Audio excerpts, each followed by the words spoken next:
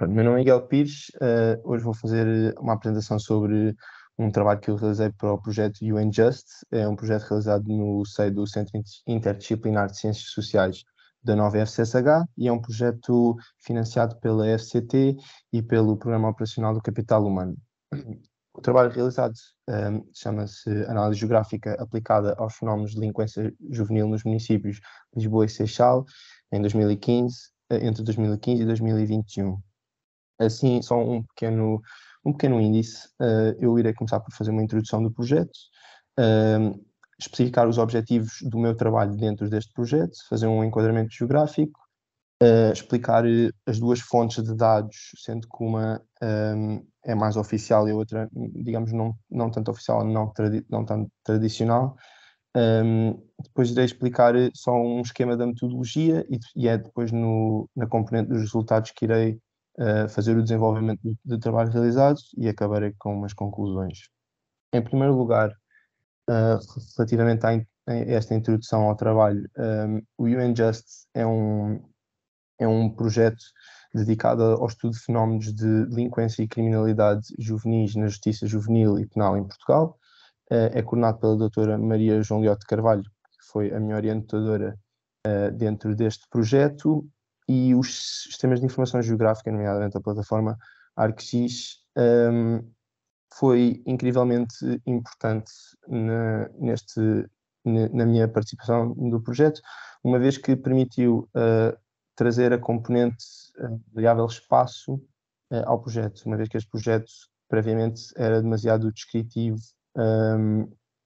e característico, e de análise das características do fenómeno, uma vez que é um projeto da área da sociologia. E isto também permitiu realizar algumas análises que são inerentes à geografia e que eu irei agora abordar.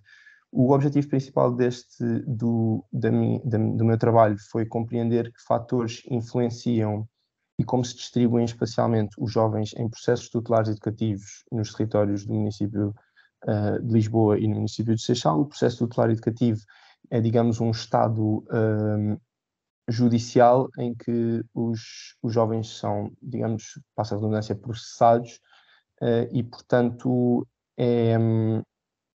em que são processados através de penas mais leves, mais ligadas à requalificação dos jovens e trabalho comunitário, e não tanto penas prisionais que podem levar a uma fraca reinserção na sociedade posteriormente.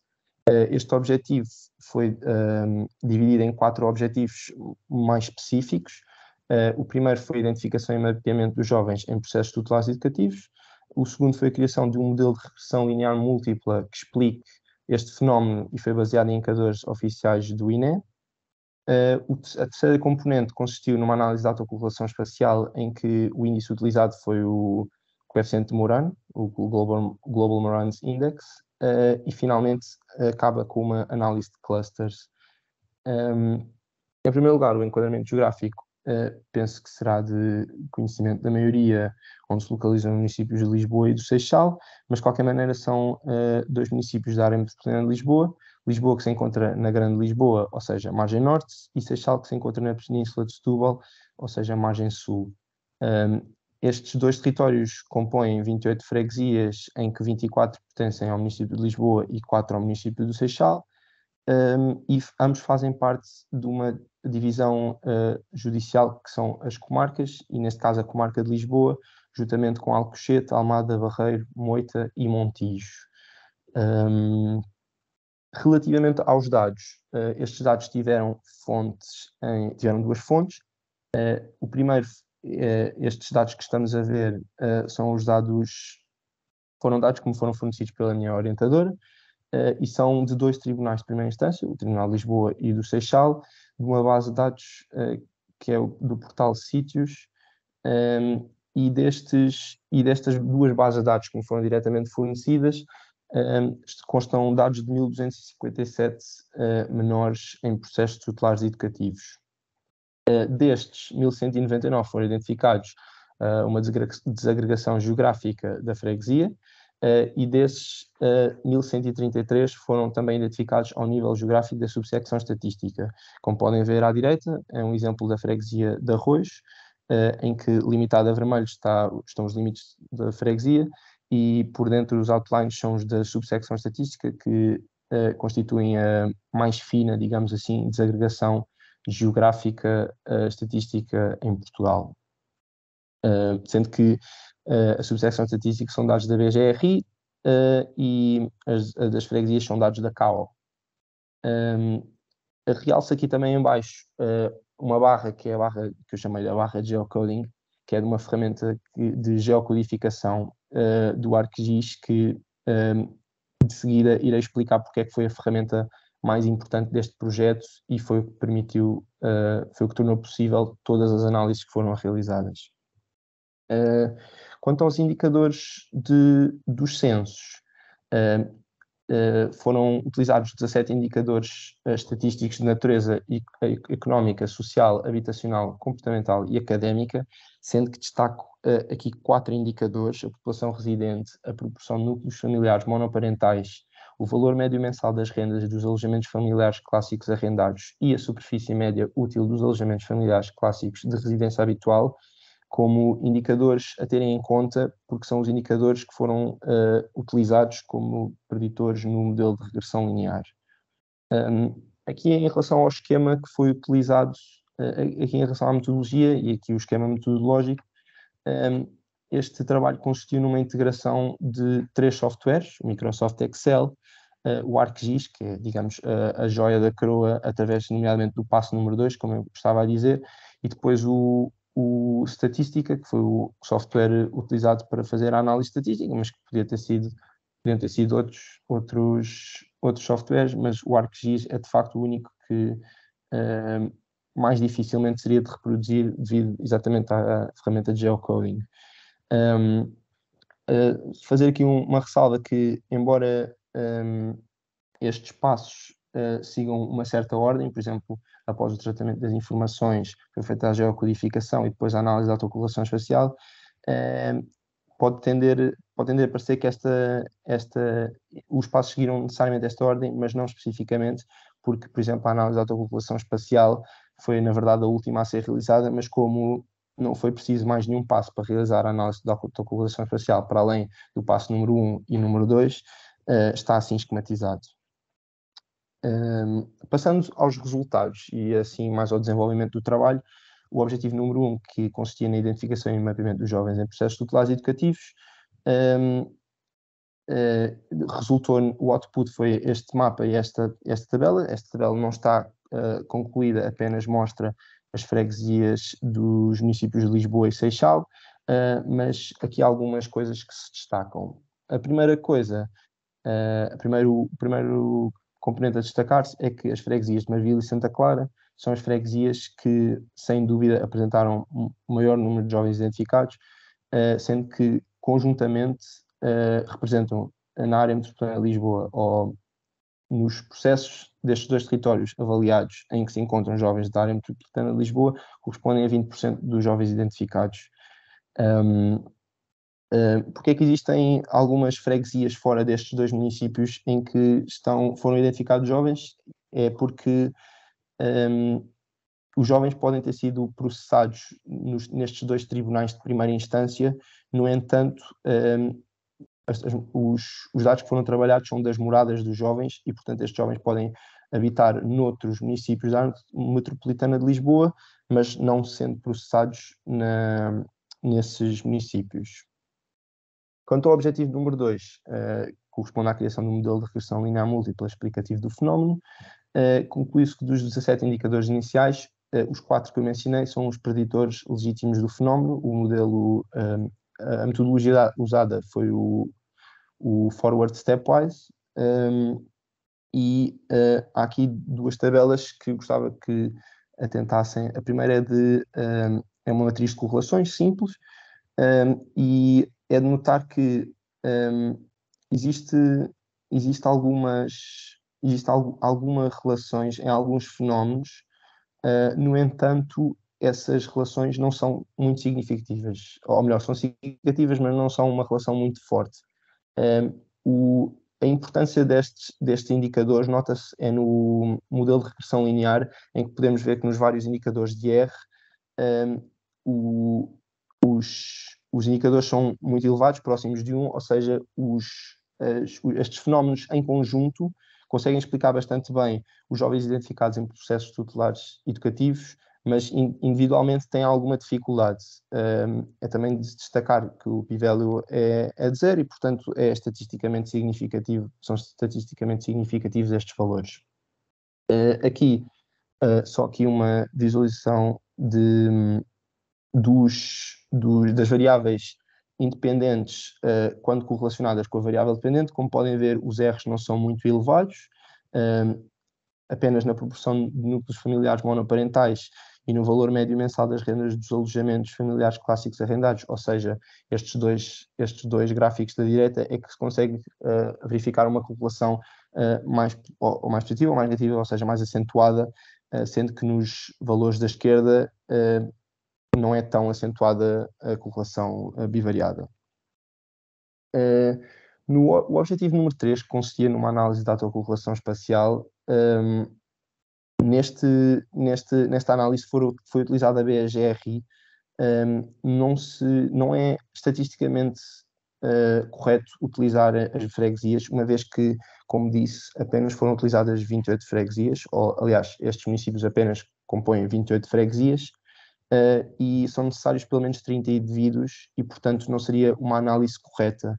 E, portanto, foi utilizada a BGRI, que por ter nestes dois municípios milhares de indivíduos, ou seja, subsecções estatísticas, aí a análise já se torna correta, e o que se verificou foi que a análise foi estatisticamente significativa. No entanto, não existe uma tendência para a clusterização, mas esta tendência é muito fraca. Isto porquê? Porque o Moran's Index, como podem ver aqui, ou o índice de Moran, que tem um intervalo de -1 e 1, em que um explica um fenómeno com tendência para a agregação ou clusterização, e -1 um fenómeno com tendência para a dispersão, sendo que valores próximos de 0, como é o caso, significam digamos, uma certa aleatoriedade nos dados e, portanto, não existe assim um agrupamento dos jovens ao longo dos dois territórios. Quanto à análise de clusters que foi realizada, os outputs foram estas duas tabelas, foi esta tabela e esta cartografia, e as freguesias destes dois territórios foram divididas, digamos assim, em 5 clusters, sendo que do topo para o cume, não é o cume, mas do topo para a base, peço desculpa, foram classificadas consoante as características das freguesias de apresentarem,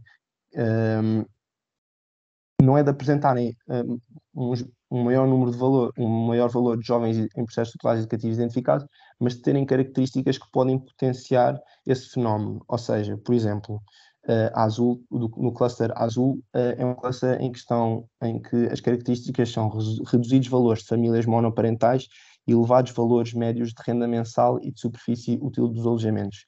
O que traduz nisto é que o que se traduz aqui é que existem poucas famílias com apenas um pai ou uma mãe, e as famílias têm alguma capacidade económica, isto porque conseguem conseguem suportar rendas mais elevadas e também ter casas com maior dimensão, o que também justifica essas mesmas rendas mais elevadas. No ponto oposto dos clusters, temos Marvila e Santa Clara, as freguesias que apresentam um maior número de jovens identificados, e estas apresentam elevados valores de famílias monoparentais e reduzidos valores médios de renda mensal e também de superfície útil dos alojamentos. Ou seja, estes dois clusters acabam por ser clusters opostos. É também de ressalvar aqui um cluster que está amarelo, em que apresentam os valores das variáveis pouco discriminatórios, ou seja, não é possível tirar a partir da exploração da análise exploratória dos dados, não é possível tirar grandes informações. Os outros dois clusters são clusters em que existem um elevado valor da população residente, que tem apresentam-se maioritariamente na margem sul, no município de Seixal, até porque são municípios com maiores dimensões em área, e o outro, o cluster sobrante, é um cluster com reduzidos valores de população residente e superfície média útil dos alojamentos, ou seja, são clusters em que as freguesias são mais pequenas e têm menos pessoas e as casas são mais pequenas também. Conclusões que se tiram deste estudo. Constatou-se que a população residente, a proporção de núcleos familiares monoparentais, a superfície média útil dos alojamentos e o valor médio mensal das rendas são preditores importantes, ou seja, são variáveis que permitem apresentam uma grande relação com este fenómeno, ou seja, é possível tirar informações a partir deste conjunto de variáveis, ainda que individualmente as variáveis não tenham uma grande importância, para além da proporção de núcleos familiares monoparentais, que acaba por ser a mais importante, assim como o valor médio mensal das rendas. Este fenómeno não revelou autocorrelação espacial muito significativa, muito pelo contrário, apresentou bastante aleatoriedade, ainda que tenha uma tendência para se concentrar em algumas freguesias, nomeadamente as freguesias de Marvila e de Santa Clara. Finalmente, espera-se que com estas análises se consiga criar uma consciencialização para criar medidas e políticas capazes de reduzir o número de jovens em processos tutelares educativos, nomeadamente ao nível de apoio a núcleos familiares monoparentais, assim como em algumas métricas de capacidade económica dos agregados, que podem permitir suportar rendas noutros locais mais, digamos, mais nobres e que, portanto, têm também uma outra tendência para minimizar esta identificação destes jovens. E com isto, agradeço o vosso tempo.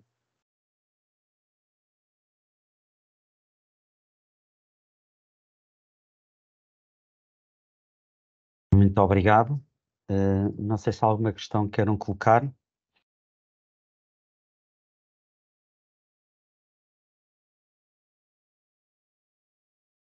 Eu se calhar vou só fazer aqui uma nota, Miguel. Naquele slide que partilhou que tem, digamos, a sequência esquemática, não é pela ordem que fez das análises, mas que tem exatamente este aqui. Pronto. A seguir à estatística, à utilização do software, os dados foram novamente importados para o ArcGIS, já depois de ter feito os clusters e algumas análises estatísticas, certo? Daquilo que eu vi depois nos slides, isso parece-me que foi assim que aconteceu. Sim. Ok. Pronto. Penso que percebi a pergunta e penso que sim. Pronto, era só para ter, foi a percepção com que eu fiquei, mas era só para ter a certeza absoluta disso. Os dados, ok? Sim, os dados foram inicialmente tratados em Excel e depois passaram para o ArcGIS, onde foram identificadas as moradas, e essas moradas foram, para além da análise da autocorrelação espacial, que precisou das moradas propriamente ditas, depois foram trazidos de volta para o Excel para poderem ser novamente tratados e importados para a estatística. E do estatística foram novamente enviados para o ArcGIS para poderem ser mapeados. Pronto, era só para ter a certeza disso. Eu sei que explicou que não foi a sequência aqui este slide não foi a sequência toda, na altura falou disso, mas era só para ter certeza que depois do estatística tinha voltado ao ArcGIS. Fiquei com essa sensação, mas era para não haver dúvidas, está bem? Muito obrigado. Obrigado. Obrigado.